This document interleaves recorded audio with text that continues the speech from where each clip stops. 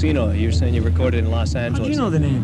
Gee, I don't. It's about all this digging up information I had before the concert. Brian Lanahan's his research. Yeah. Tell us about the new record and how it did. We just finished it a week ago, and we did it in Los Angeles with Pete Anderson. Pete Anderson is Dwight Yoakam, Michelle Schock, That's what I told you about. Yeah, that's strong. You did your research. It was good. It was great working in Los Angeles. The studio was great. The people we worked with were really just very professional. And you know, in Capitol Studios where we worked, they just make nothing but hit records. You know, where they mastered the Beatles and where the Beach Boys did it, and so you know the walls are really seeped in rock history.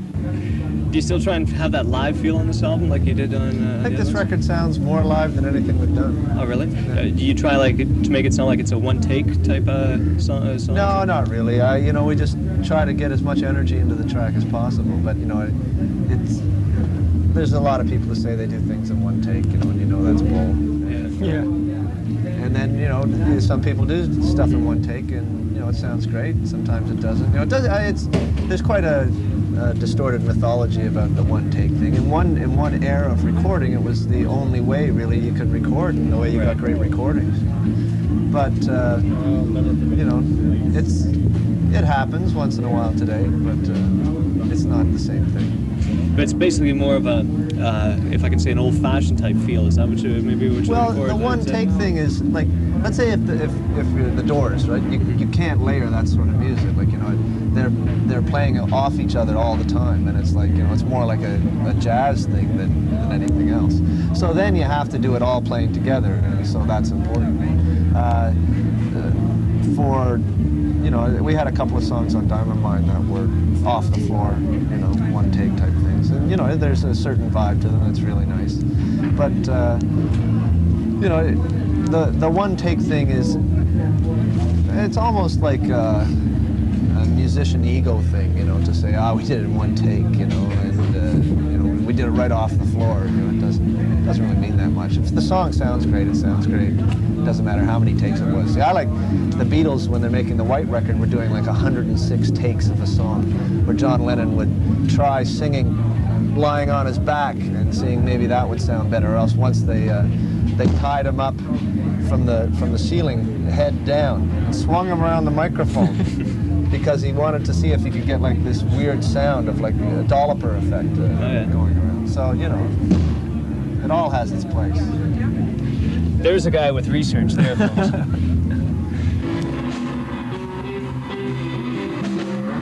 So you'd rather be a movie star at the turn of the century?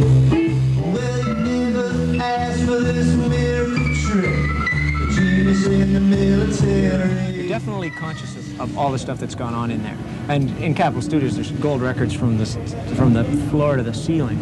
And a lot of the equipment is old. It's been there for years and years and years, and you can imagine it's been used on a lot of records you listen to. And when we were down there, we listened to lots of Beatle records and Neil Young records, and, you know, compared our stuff against that, and tried to extract certain values from those records and put them into ours. Do you have any other outside influences other than the obvious ones? I think from looking back on Outskirts and Diamond Mine, are there any other influences in your writing on this album? No, just the obvious ones from Diamond Mine and Outskirts. Yeah. Well, the reason why I didn't want to bring that up is probably you guys are probably tired of hearing, well, how about the Bob Dylan influences or the Doors influence or something like that? Yeah, all those bands have a place in our hearts, and this record is probably. It'll be interesting to hear how everybody reacts to this one. Yeah, that's it. How about the Roy Orbison glasses? Are those Roy Orbison glasses? Or? Oh no, he had Wayfarers. These are Bellaраmas, so there's quite a finesse in sunglasses. See, Jim, You're getting your research isn't going that far back, is it? How about videos for the album? Have you thought of that? Okay, I know you just cut the album, but how do you... Really, you know, at the stage we're at with the record, we haven't even really designed the record cover. We just finished the record so recently. And these shows are almost to try out new songs and see if we learn how to play them over the summer, and so we can get ready for our tour. The videos and stuff we won't even really think about till August. You know, when we have a release date and when we figure out what the first single is and all that kind of mechanical stuff you have to do before a record comes out. Is that how you've judged the videos from the past albums? say from Diamond Mine? You waited till the singles went out and then thought of a video? Sort of. I think we had a clearer idea with those records what we thought the singles would be. Yeah. But no, it was the same duration. Now, there's always a funny lull between when you finish a record and when you really have anything to do that regards the record, you know, that concerns the record. We just happen to be filling that with going around the country and playing outdoor things, which for fun, you know, as much as anything, as opposed to sitting around for a couple of months and waiting for the record to get ready.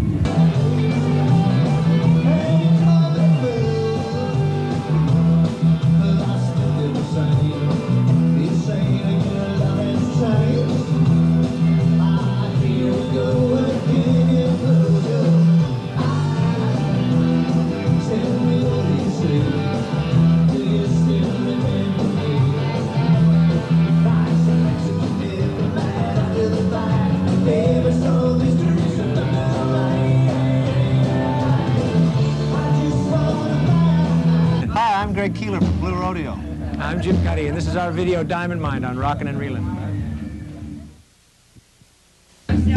Hi, I'm Jim Cuddy from Blue Rodeo.